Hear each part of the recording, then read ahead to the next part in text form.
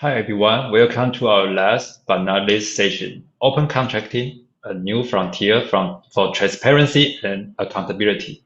In this session, we have two speakers, Bernardine Ferns from Open Contracting Partnership and Liu Yaozhong from the Agency Against Corruption, Ministry of Justice, Taiwan. The first up is Bernadette. She is the Global Head of Infrastructure and Regional Head of Asia Pacific at the Open Contracting Partnership. Before joining OCP, she was Associate Director and Regional Manager for Latin America and Southeast Asia at COST, COST, the Infrastructure Transparency Initiative. And prior to joining COST, she had a lot of working experience on mega infrastructure projects. Let's welcome Ben. Ben, the floor is yours. Hi, thanks, DK. Great to be here. Can you hear me okay?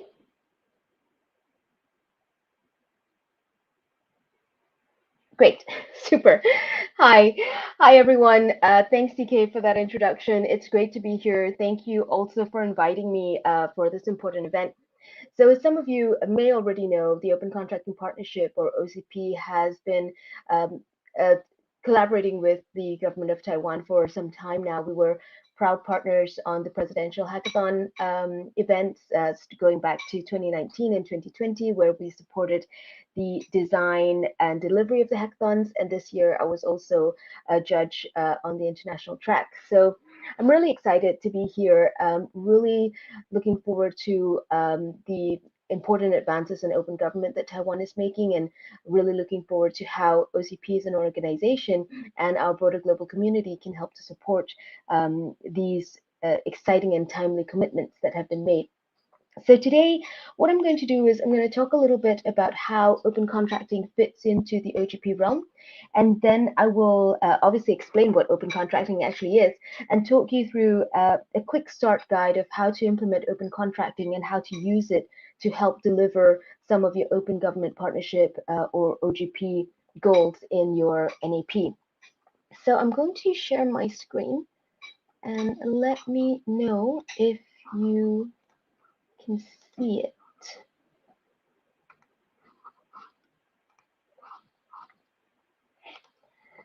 So here we are. Hopefully you can see my screen. If you can't, please do shout. So first up, let's talk a little bit about how open contracting sits within the OGP realm. So many of you may know that open contracting is a global norm. It's been endorsed by the G70, the G7, the G20, the OECD, many other international standard setting institutions. And of course, it complements sister initiatives like the Beneficial Ownership Data Standards, EITI, Cost Infrastructure Transparency Initiative, and many others. But of course, in today's context, the most important thing of all is that open contracting is one of the most common policy areas for OGP commitments. So in this next slide, you'll see that as of March 2019, almost 190 open contracting commitments have been made in OGP national action plans. Over 70 OGP members, that's almost 3/4 of all the members, have made at least one commitment to open contracting, and this includes Australia, Canada, France, the UK, the US, at the subnational level, Scotland, and various others. And over 50% of these currently have active open contracting commitments. And 55% of these commitments have also been substantially completed.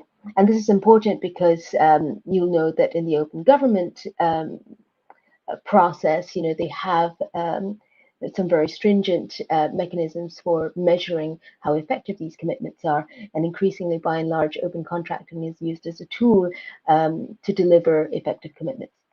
So you'll see in the slide that over 40% of open contracting commitments are also delivering significant improvements to transparency. So they've dramatically opened up government, and this is more than double the rate of successful commitments overall. So it's certainly a tool that has been very helpful in the open government realm. So the question is, what is open contracting, and who is the Open Contracting Partnership? So Open Contracting Partnership, or OCP, we work with governments, with businesses, with civil society, to help transform public procurement to deliver better goods, services, and public works for everyone. And open contracting is about publishing and using open, accessible, timely information on government contracting to engage citizens, businesses, and all relevant stakeholders to identify and fix problems. And using the power of open data and using effective participatory mechanisms, open contracting can help to reduce corruption, improve competition, drive better value for money, build credibility and trust, and now we're even pushing the boundaries and going more broader into social and environmental equity issues as well. And I'll talk about this a little bit more later on. So you might ask, why is this important? So here is some context. So every year, governments spend a huge amount of money on public procurement, from everything from pens to paper to airports and roads and major infrastructure projects. And this global spending amounts to $13 trillion every year. That's a massive percentage of global GDP, and approximately $1 out of every $3 that's spent by governments is spent on public contracts. But we also know that procurement is government's #1 corruption risk. We know that almost 60% of foreign bribery cases prosecuted under the OECD involve bribes for public contracts. We know that over 30% of companies tell us that corruption prevented them from winning contracts in the EU. And COVID has exacerbated these challenges. Crisis situations we know are ripe for corruption, and this is due in part to the soaring funding levels. We know that in the first 4 months of the pandemic alone, government spent over $100 billion on COVID contracts, and that's just in the first 4 months. It's also due to reduced financial controls. There's floods of new actors or changing actors entering the market. And so these low levels of transparency, this lack of digitization, this poor coordination have created a kind of Hunger Games, if you like, where hospitals, health authorities, national, local governments all scramble to compete to purchase the medicines, equipment, and services that they so desperately need. And as a result of this, we've seen millions and millions of dollars that have been squandered on questionable purchases. In the last 2 years, we've seen ventilators that never arrived. For example, in Israel, we've seen counterfeit masks and test tubes that turned out to be nothing more than mini soda bottles and that were unfit for use, both in the US. And we've even seen a striking case in Bosnia, where Raspberry Farm won a $6 million contract to supply ventilators. And I'm sure many of us will have questions about whether or not we'd want to use ventilators that were supplied by a Raspberry Farm, where they may not necessarily have the expertise to procure this type of equipment. So all this comes down to thinking about how we need to close these gaps, how we need to squeeze these inefficiencies so that we can transform public procurement for the better. And it's also worth mentioning that it's not always corruption. It can just as often be incompetence. And this is an example of what can happen when project planning and coordination breaks down. So this is a real photograph of a public project in Lithuania. It's in a school. You can see immediately that there's some problems here. There are no stalls, there are no cubicles, there are no doors, there are no sinks. And most important of all, it was meant to be a girls' changing room. So I think this has helped to set the context for, what are some of the deficiencies in public procurement and public spending.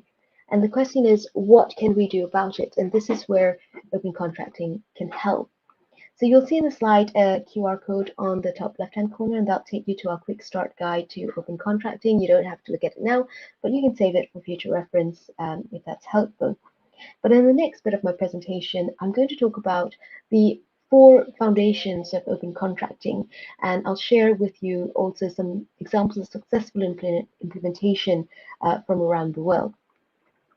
So first up on our journey, we need to think about how to set reform goals for open government and for open contracting. And this means identifying what is the problem that you want to solve and what is the change or the impact that you're trying to achieve. And if you're clear about your objectives, it becomes easier to understand the route to success. And in the next 2 slides, I'm going to talk a little bit about how some open contracting implementers have gone about this. This is one of my favorite examples. This is an example from Colombia, where the government wanted to improve the way school meals were being procured and delivered in Bogota. It was common knowledge at the time that the procurement of school meals were inefficient, prices were inflated, and basically what was happening was that suppliers were colluding to fix prices so that prices remained high. So, for example, chicken drumsticks were being procured at 4 or 5 times the market price, sometimes as much as $20 American per drumstick. And well, I don't know about you, but I don't feel good about paying $20 for a chicken drumstick. But on top of that, many school meals that had already been paid for were also not being delivered, so children were going hungry. Now, one of the reasons that suppliers could behave in this way was because the way school meals were tendered prevented many suppliers from participating in these public contracts. So the tenders grouped together not just the producing of food, but also the distribution of food. So it meant that suppliers had to come up with the fruit and vegetables, whatever it is, apples, pears, bananas, but also deliver it across the school network. Now, many of the smaller suppliers could only do one or the other. They couldn't do both because they just didn't have, that type of capacity. So with the open contracting approach, these deficiencies were able to be identified, and as a result, the government unbundled those contracts so that suppliers could do either one or the other. So you come up with the sandwiches or the apples and pears, or you deliver it across the school network. And also they enabled matchmaking scheme so that companies could also partner together to bid for contracts. And as a result of that, we've seen some dramatic improvements. Supply diversity increased by over 350%. Costs went down, and more importantly, over 800,000 school meals were being delivered to hungry children all across the city. And then this next example, it's one of a very recent one from Buenos Aires. So here, the city government of Buenos Aires set out to improve efficiency in the way that infrastructure projects were planned, procured, and delivered. And they also had a goal to improve public trust, which had broken down. Now, what was happening in the city government, as in many governments, often you'll find that there's a lot of fragmentation across agencies, a lot of silos across agencies, where different systems are being used by different agencies and different multiple different platforms in different data formats. So it makes it really difficult for them to talk to each other. It makes it difficult for them to coordinate. And it also meant that this then causes some significant inefficiencies. So, for example, public officials had to repeatedly request the same information from the same people, all different agencies asking for the same information over and over again. And often it could take anywhere from 2 weeks to 2 months, for officers to provide this information. So obviously, this was not ideal, and citizens were also frustrated because they faced constant disruptions from public construction work, and there was no visibility as to what was happening or why, and so trust had broken down. So as a result of this, the city government introduced a platform called BA Obras, which was an information transparency platform for infrastructure to help address some of these deficiencies. And they joined up key information and infrastructure projects. They made it freely accessible to everyone. So officials no longer had to go through that complicated and lengthy process to request information, wait for it to be processed and sent to them. And similarly, citizens also had information they needed at their fingertips. And so we've seen, again, dramatic improvements from this work. You'll see on this slide that there was a 93% reduction in time for government to collect and share data. Journalists was also telling us that they spent less time on research, 75% less, in fact.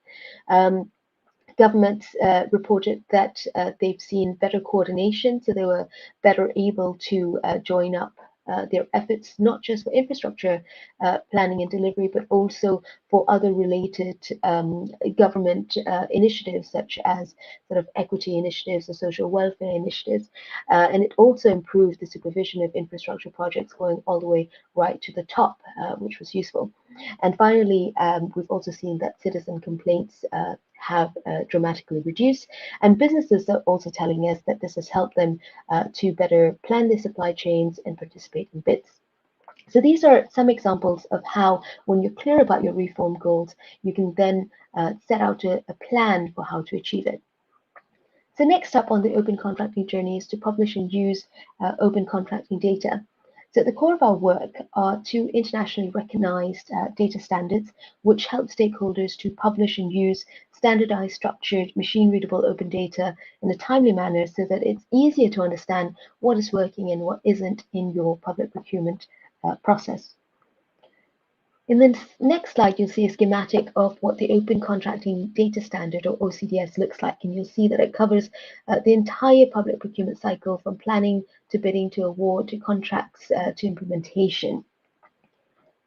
And then this next slide, you'll see the Open Contracting for Infrastructure Data Standard, or OC4IDS, and you'll see here that it covers both the contracting level, the OCDS, which I just talked about, but also some project level information. And this is really important because, as we all know, that infrastructure projects often involve more than one contract doing different things. So it's important to be able to join up contracts to the project so that you can see what's happening on a project all at once, instead of just at the individual contract level, because it may be the case that certain contracts are going well, but the project as a whole is not. And so these open data standards are the basis for building and sharing data tools that help you to use and analyze information. And what it means is that you can build tools like this. Now, this is an example from Indonesia, where, amongst other things, they built a red flags tool to help identify corruption risks. And again, some of you may know that we have extensive guidance on how to use OCDS to develop red flag indicators to help identify potential corruption. And so some examples of those indicators, for those of you who are interested, could be, for example, bidders who are constantly losing. So these are fake bidders who join bids to create the impression of competition when in fact they have no intention of winning. They could be, for example, identical pricing, especially for line items, and this helps to indicate that there may be some collusion or some collusive agreements with different companies. It could also be patterns to winning and losing. So, for example, when companies win or lose together, if company A wins tender A and company B always wins a related tender B, for example. So there are lots of different indicators, and they're all on our website. I recommend that you check it out. These are some of the things that you can do. And so Indonesia Corruption Watch has incorporated some of the open contracting best practice into their red flags indicators. You can see it at the bottom here, where there's also a traffic light system, sort of green, yellow, and red, to help indicate the potential risk. They've also developed 3 dashboards, one that covers all of national procurement, one for infrastructure, and another for COVID procurements. And they again apply many of the open contracting use cases and use the indicators, for example, for efficiency, value for money, integrity, competition, etc. And then this next slide is an example from Paraguay, where we worked with our partners there to ensure the accurate identification and publication of COVID emergency procurement, which had to be published within 10 days of purchase. So there was almost real-time, up-to-date prices for COVID procurements that was being published. And as a result of that, journalists have since started to identify many irregular procurements, some of which were reported extensively in the media. And there was a striking example where a state-owned enterprise had purchased large volumes of tonic water at 5 times the market price, purportedly because it could protect against the virus, which obviously it could not. But as a result of these investigative journalism efforts, the NCP, the National Procurement Agency, has introduced new rules for reference pricing, which means that all emergency purchases has to be published online so that everyone can check and see whether they're paying a fair price or not. So this then leads to more agile procurement. Now, this next slide, this is one of my favorite examples. It's from Taiwan. CK will know it really well. Some years back, researchers worked to join up public procurement data with flood data to identify areas in greatest need of flood defense infrastructure. So you can already see from the slide that the purple bits here are excellent, because that shows that there's lots of floods and lots of spending. And then the gray bits also fine, because there are no floods and no spending. But you can see here that there's some discrepancies here, where in the green, for example, there are only a few floods but lots of spending, and in the pink, where there's lots of floods but much less spending. And so this is an example of how we can use data to help inform decision making and to help channel government efforts to, in this case, for example, procure flood defense infrastructure.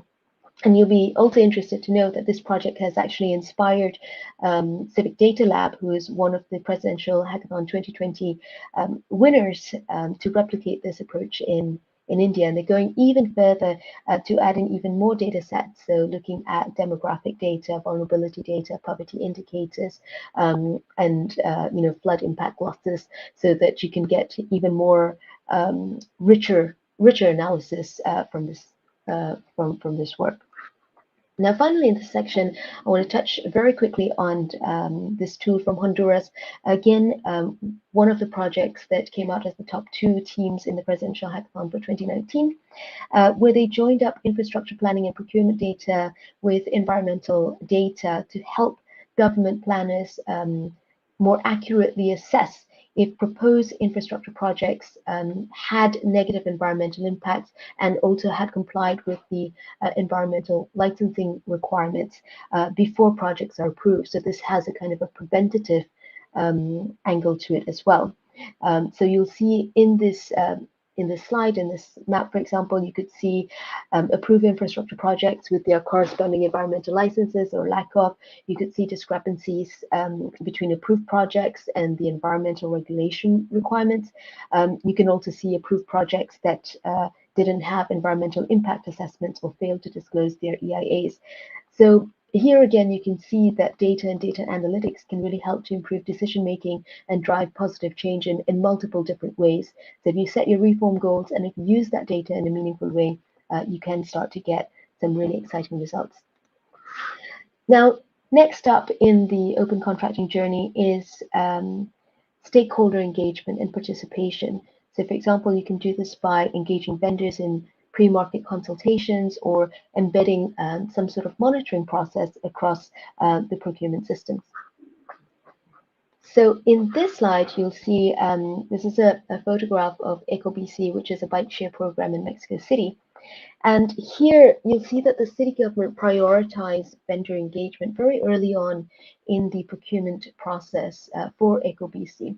And the idea was to understand how to engage the market and write RFPs that vendors will actually respond to or can actually respond to. And so this included vendor forums, pre-bid meetings. They've issued requests for information RFIs to help understand what potential innovations exist or alternative business models are out there that can help to improve the way they were thinking about their bike share program. And they also shared data through a dedicated website, and more importantly, shared vendor questions and the answers to them, and how all of this was informing the design of the procurement process in relation to the bike share program. And so this engagement also not only helped the government to improve the way they were thinking about the procurement process, but it also gave new suppliers advance notice that helped them to prepare their bids and better compete in the market. And this next example is one from Ukraine, where governments, businesses, civil society work together to create a world-class transparent procurement system called ProZorro to help to build trust and help to improve procurement in Ukraine. In the first year of operations alone, ProZorro helped to save over $1 billion in cost savings. That's just from the efficiency gains alone. Thousands of new suppliers entered the market, and perceptions of corruption also halved. More importantly, what I want to talk about in terms of the Ukraine process is that as part of this work, civil society monitoring was also included as part of the reforms, and they built DoZorro. It's a platform with citizens, civil society organizations, and other stakeholders could use the platform to monitor contracts and report violations. They introduce some gamification aspects to this, which I really like, to help incentivize monitoring. So for example, the more contracts you monitored, or if you were successful in identifying violations, you could get Dozoro coins and badges, and which in turn could be traded in for exclusive access to events, to subscriptions, or merchandise. And this process was hugely successful. It's now being replicated, or we're working to replicate it in Indonesia. But in 2018, this was awarded star status by an OGP star reform. And since then, Dozoro community monitors have identified violations on over 30,000 tenders. That's an estimated value of $4 billion, and over 4,000 violations valued at over $500 million have already been fixed.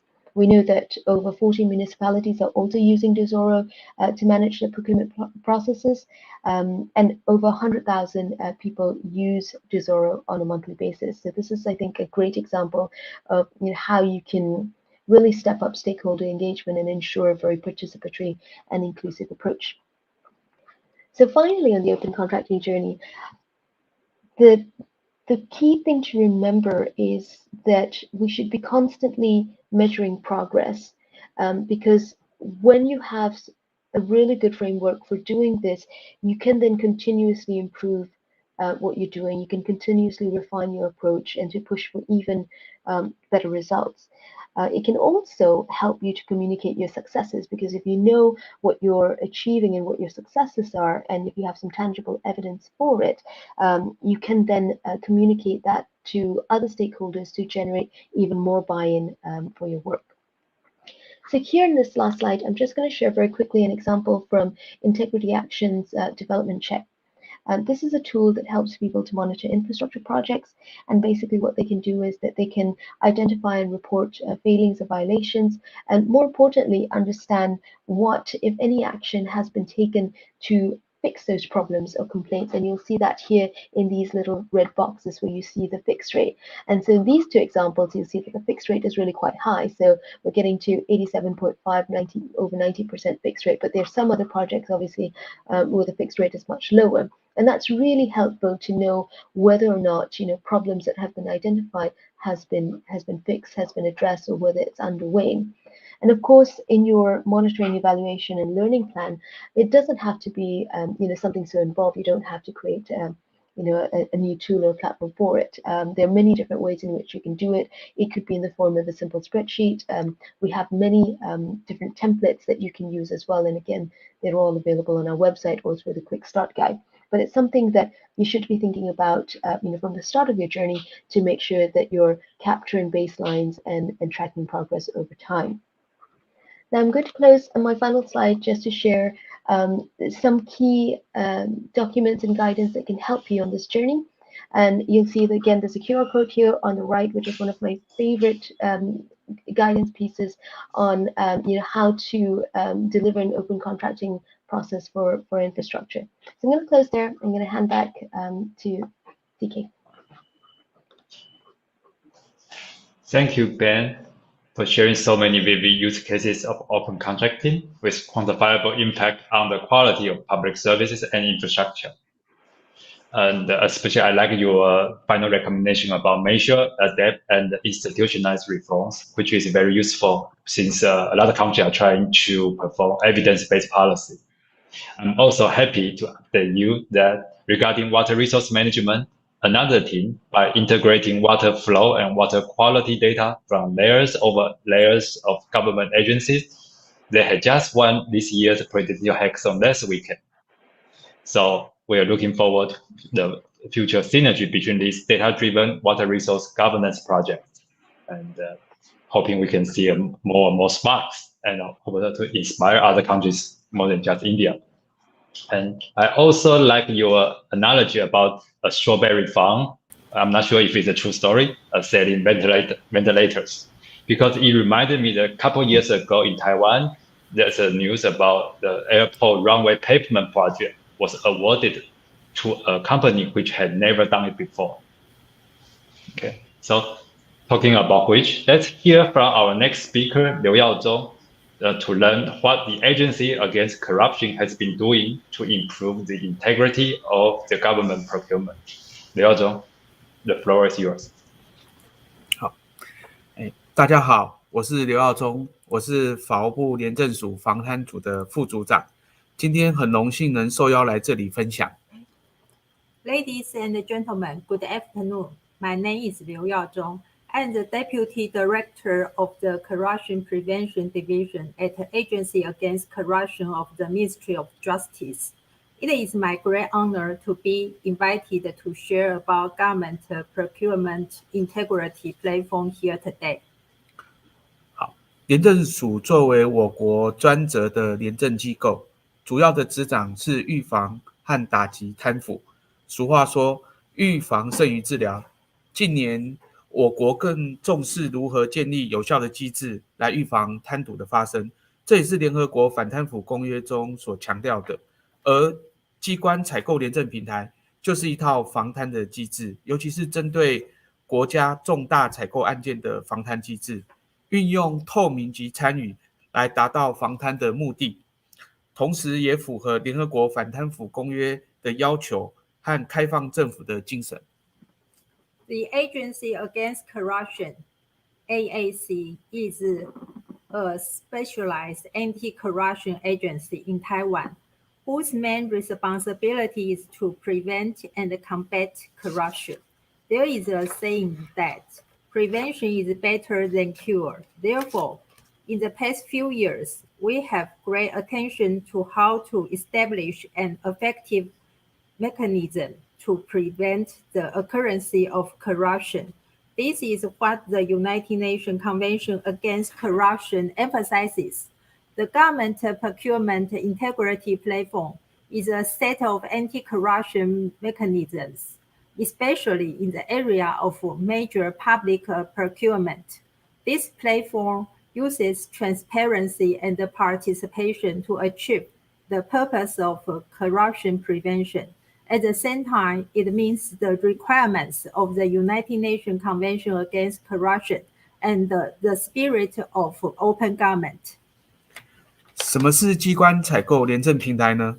其实我们公务机关在办理重大采购案件的过程当中，因为这些案件的利益庞大，可能会面临很多问题。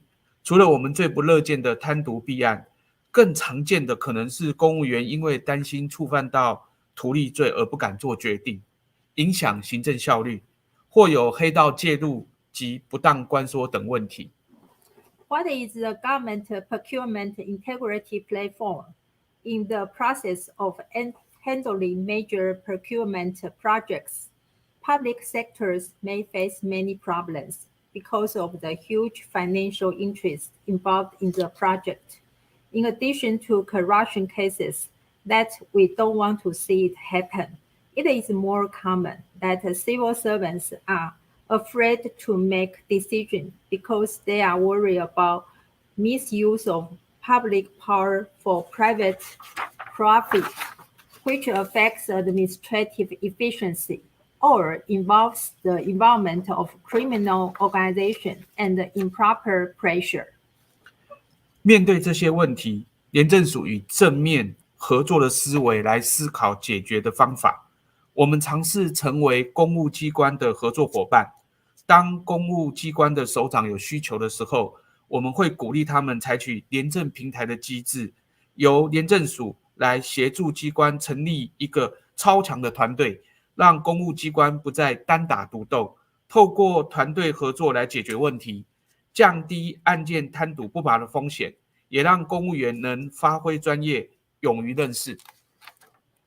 Faced with these problems, AAC considers solutions with positive and collaborative thinking. We try to be a partner of the government agency.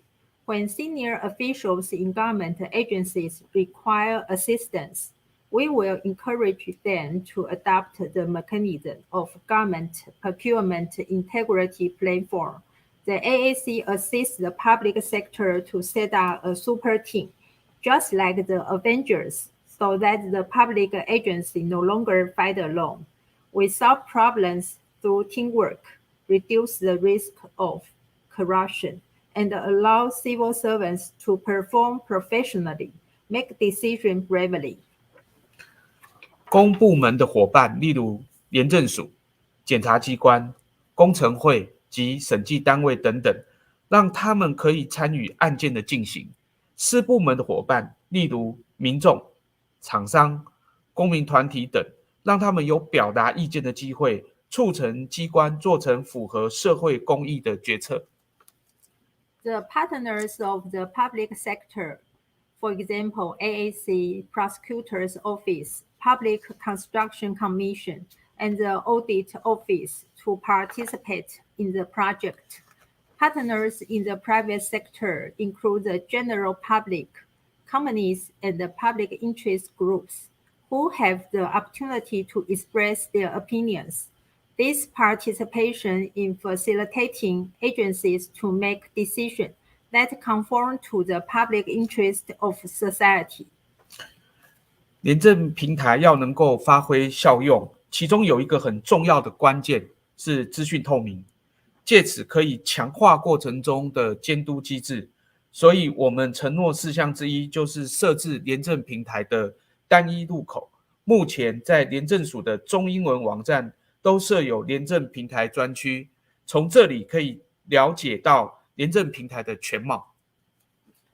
One of the most important key to the effectiveness of an integrity platform is information transparency. Information transparency can help strengthen the supervision mechanism in the process. So one of our commitments is to set up a single entry for the integrity platform. Currently on AAC's Chinese and English websites, there is a section dedicated to the anti-corruption platform, and from there, one can get a comprehensive picture of the platform. 所有成立廉政平台的案件都会设置专区或网页来公开案件的资讯，包括案件的基本资料，还有办理的过程、进度、会议的资料及记录、廉政伦理事件等等。我们鼓励公务机关揭露平台案件的资讯，公开的范围比我国政府采购法规定应公开的项目还要更多、更广。All information concerning the projects from the anti-corruption platform will be made publicly available on the platform section or the website, including the basic information, processes, and progress, meeting minutes, and related ethical events for all projects. We also encourage all government agencies to make all information regarding the platform transparent, with the information that has been made available being more extensive than what is required by the government regulations. 甚至有公开工地现场的 CCTV， 透过这样的公开，让全民参与监督，也可以增进全民的了解和信赖，减少外界质疑黑箱的机会。There are even closed-circuit televisions that open the site of the construction site. Through such openness, allowing the public to participate in supervision can also enhance the people's understanding and trust, and reduce the outside world's questioning of the government's black box operation. 目前全国运作中的廉政平台既有29件，为了落实开放政府的承诺事项，本署未来将持续推广机关采购廉政平台，并希望能够借重私部门的力量跟经验，一起思考如何让资讯更加透明，甚至能运用资料的分析科技来强化防贪的措施。此外，我们也将加强行销廉政平台的成果效益，让国际看到台湾在防贪的努力。At present, there are 29 projects of anti-corruption platform in operation in Taiwan. In order to implement the promise of an open government, the AAC will continue to promote the procurement of an integrity platform in the future.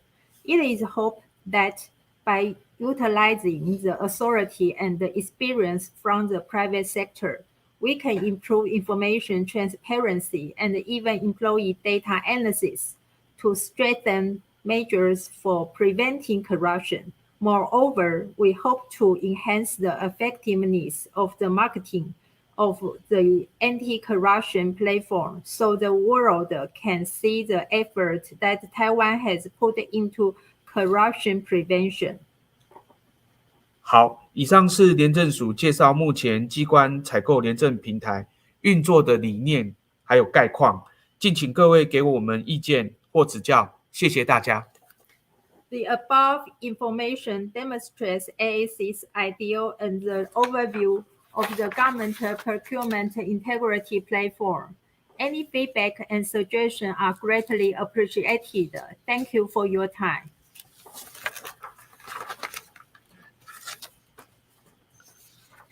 Okay.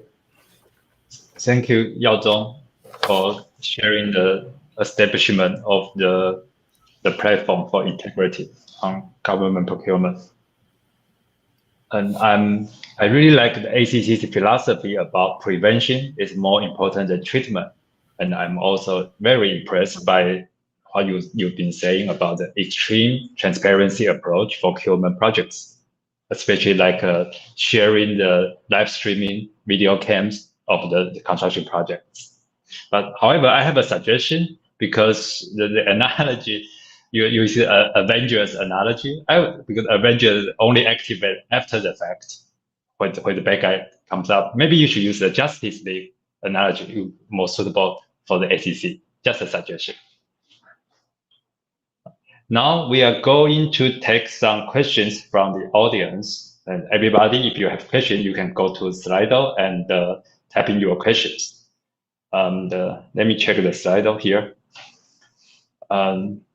Okay, the first question goes to Ben. What's your suggestion for the Taiwanese government to incorporate open contracting with their anti-corruption and government procurement integrity efforts? Also, a related question somebody else asked, when can ACC apply open contracting standards for all of the 29 projects under supervision? So the first question is to Ben, and the second one is to Yao Zhong. Ben? Thanks, CK. Shall I start? Yes, please. Great. So thanks so much for that question. It's a really great question. I love that it's action-oriented. So the first thing that I can say is that an open contracting journey can start anywhere, right? I think sometimes people are daunted by it because they think that they have to overhaul everything all at the same time. But you can start small. So I think identify the area, the program, or the goal that you really want to achieve and start from there. So it could be, for example, if you have maybe some mega infrastructure projects coming up. I know that there's going to be some significant offshore wind farm developments in Taiwan coming up, and you might want to use that as an opportunity to pilot open contracting because there's so much money going into it, and because it's such a significant project that will also deliver exponential energy improvements, and it speaks obviously to our goals for low carbon world as well. I think that could be like a great way to pilot the open contracting methodology and start to test it out in Taiwan and to see what we can use and how we can refine it or what applies in the local context. But there may be other examples as well, right? There may be there are these 29 projects, for example, on the integrity platform, which I know my esteemed colleague will speak to in a moment, where you can include many elements of the open contracting approach there. So I think the key is to think about what is the priority for Taiwan, what is going to be of significance, and then from there work to develop a plan for it. And I think one final thing that I'll say in that is that the Open Contracting Partnership with OCP is here on hand to help. We do a lot of co-creation work with our partners, and very, very happy to help identify those entry points for you on your open contracting journey. Back to you, CK. Thank you, Ben. 耀宗，换我是不是？好，我们目前这个29个案例是我们实施廉政平台的案例，但是它并不是我们并不是全国工程的主管机关，所以我们还没有建立一个统一的架构跟格式出来，能够开放更多的资料。Right now, even though we already have 29 integrity platform, but because AAC is not responsible for the construction duty, so we will push other agencies to set up the integrity platform, try our best.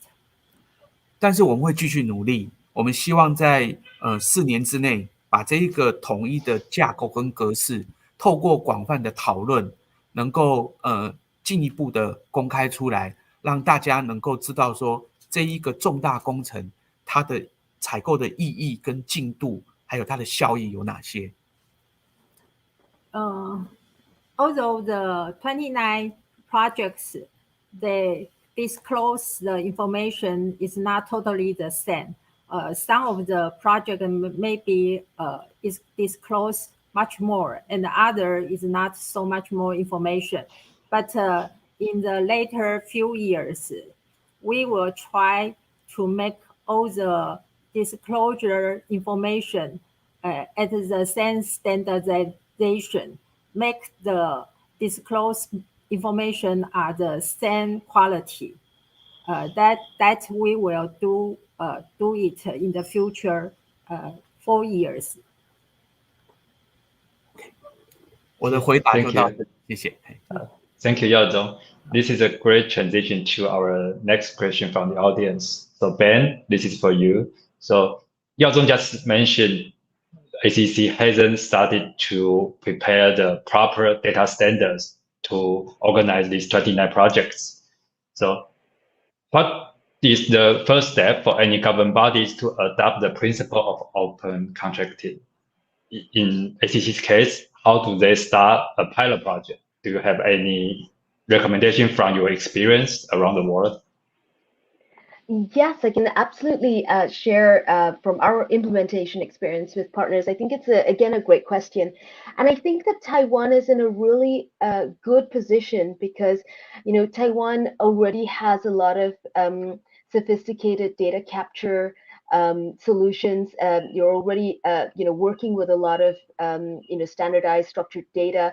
There's also a lot of open data. So I think, for Taiwan, that's a really good place to start because sometimes, in some places where we work, we're really starting from scratch, right? Like some of you, CK, you would have seen in some of my presentations, I often show this photograph of a picture of a room with files, from floor to ceiling, and it's just hundreds and thousands of files and rooms just like it. And that's a picture of a real procurement office because they haven't yet started the digitization journey, and that makes it so much more difficult. Whereas I think in Taiwan, you have the technology, you have the expertise. So I think that it's the starting point for the data side is actually very, very easy because what we can do is then use the existing data that you're already collecting and capturing and cleaning and use that, as your starting point to publish either open contracting OCDS data, so either OCDS data or OC4IDS data. So I think that's a really easy win because that's, part of the international standards that, over 60 countries are now actively implementing. And, we've had more, obviously, along the way. The next step, we have a free global help desk as well that can help you, with that kind of standardization process to publish OCDS and OC4IDS. And then we also have the team at OCP to help walk you through that journey of reform. So I think the first thing is, maybe the most simple thing is to have a conversation with us. We're always very happy to help. We can help you with the data piece, and we can also help you design your reform journey, identify that pilot project, and then from there work with you, to embed, some of those key elements of foundations of open contracting. So the stakeholder engagement, for example, the design process, the MEL at the end. So if that's helpful, I hope I answered the question. Okay, thank you, Ben. I think it is a very clear picture to how to jumpstart a project. Our next question, let me see. Next question is it's for, let me just turn to Yao Zhong. One of the audience asked, how effective is the government procurement integrity platform? Can you share some, you are talking about transparency, but can you share some success stories? Any real benefits? 好，非常谢谢，这个提问哈。我先回应一下哈，我们很愿意跟国际上任何的关心反贪腐的一些机构哈来进行合作哈。我们也非常的期待，就是说，这些机构可以给我们台湾一个具体的建议，让我们在反贪腐的工作上面，怎么样能够跟国际的潮流能够接轨。Thank you for the question. It's a good question. At first, we want to say we willing to cooperate with the international different organization, and we really like to conversation with other even a country or organization. We want to connect with the international trend, know how to improve our country's integrity and the open government spirit. 接下来我来介绍一下我们廉政平台几个成功的案例。首先跟大家介绍的就是经济部的一个水利工程。它因为当初在准备要进行这个工程的时候，那因为这个用地啊需要跟这个民众来征收，但是民众当时对于征收的价格因为偏低，所以反应非常的激烈。那我们透过廉政平台找第三方的这个估价单位来估价了以后，很顺利的让民众能够接受征收的价格。We have one successful example. The example is come from the Board of Economic Affairs. That project or that case is the government want to take the land from the illegal occupation, and because the money we pay them is less than the expectation, so we go through such integrity platform, successful finish that project. 另外一个成功的案例就是在一个工程的用地上面被违法的这个砂石场所占用，我们也透过廉政平台检察机关的协助，让这个工程用地能够排除这些非法砂石场的这个占用，使得这个工程能够到目前为止它的进度都是微微超前的。Another case is about illegal gravel yard. That gravel yard is occupied by the private sector, and we use the integrity platform to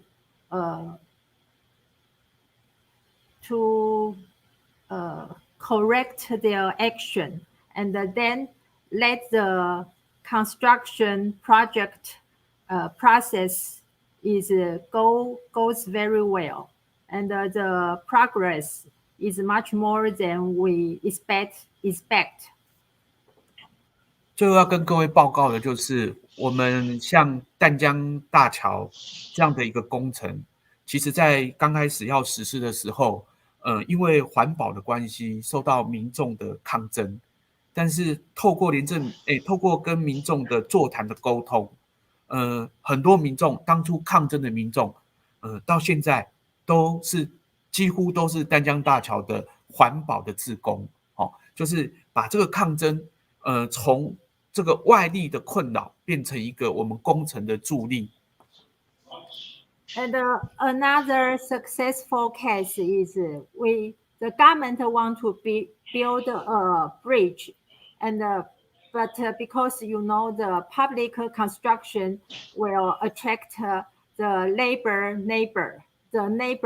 people, they will protest. So we use the integrity platform to disclosure the information, let the people know the bridge is fit with the environmental standard and no harm to their environment. And because such communication, let the people support the bridge construction. Now the people in the neighbor become the volunteer to protect the construction project. 最后跟大家介绍，我们廉政平台在 YouTube 有一个6分钟的影片，里面其实介绍了很多我们廉政平台成功的案例。好，那欢迎大家去观赏，谢谢。那个案例有英文吗？有。And finally, we will introduce you to look at our YouTube video. That video will introduce the successful integrity platform, and it only takes you 6 minutes, and the English available. So where can you see that video in the YouTube? Okay. Thank you, Yao Zhong, for sharing so many concrete examples of what the platform has been doing. And one last question. This is truly the last question. But also a tough question. If open contracting is such a win-win, why do governments still remain reluctant to adopt changes? How do we convince more countries to join in? I think this is a question for Ben, and this is truly the last question. Thanks, CK, and thank you for your indulgence. I will try to be quick. So I think 3 things I want to say on this. So firstly, I think that, so we should also clarify a little bit what open contracting is. I think open contracting can give you win-win solutions, but they are winners and losers, right? So when you implement methodologies like open contracting, you will have winners in that you get, better value for money or improve competition, reduce corruption, but there will be losers because those people who are behaving, for example, in a corrupt manner or doing things that they shouldn't be will lose, and they should lose, right? So that's where we need to get to. So I think that's why, in some instances, there is reluctance to implement open contracting because that's going to throw open and shine a light on some of the bad practices that exist within public procurement processes. There are also some technology and capacity issues in some countries, where they might not have the resources to collect data or to develop the systems, the tools, the data analytics to do this type of work. But fortunately, Taiwan is not in any of these 2 contexts, right? So I think that the moment is an opportune one for Taiwan to lead by example. And I think that goes to the next question of how we convince more countries to join in. So currently we have over 60 countries who are actively publishing and using OCDS data and OC4IDS data. That's a lot already. So that's governments, both national and subnational, all around the world. And I think what would be a great encouragement for more countries to join would be if Taiwan were to spearhead this work, and particularly in the Asia Pacific region, and to show what can be achieved by this type of innovation and this type of open contracting approach. And I think that there's so many successes that we can glean from and synergies from the existing work in Taiwan. So I think that would be my call to action for Taiwan to lead by example and spearhead the work and show what fits within the realms of possibility. Okay. Thank you, Ben, for the call to action. I'm sure there's going to be a lot more dialogues or even collaboration between OCP and ACC. I'm sorry, AAC, Agency Against Corruption. Okay, too many. Okay.